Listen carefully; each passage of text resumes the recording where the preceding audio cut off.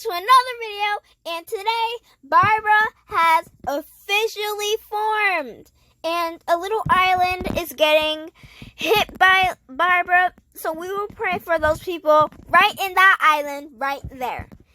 Any other ways, Barbara has officially formed, and it's a big tropical storm, so let's read about it.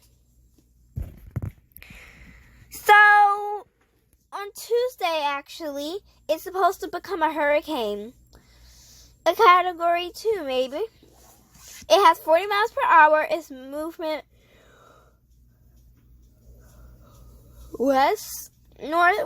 northwest at 16 miles per hour.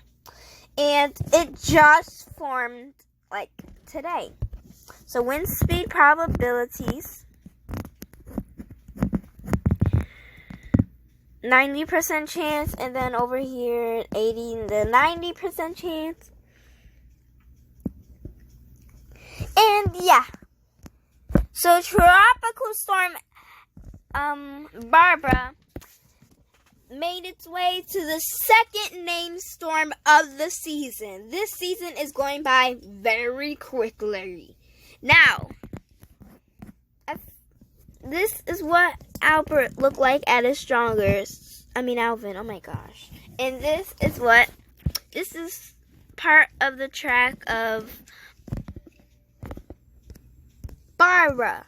And Barbara has a pressure of 1,006 millibars and 40 miles per hour. Barbara is active right now. So nothing much happened with Barbara. It's a tropical storm. It formed today, June 30th. The GFS shows Barbara as 1,002 millibars and hard rain. And we can see when we go forward that by tomorrow it will be about. So, we're not going to expect anything big until July 2nd, which is in 2 days. And then it just becomes stronger, and then EFS shows it getting weaker. And then Cosme, and then the D name, and then the E name. Yeah, that's the E name right there.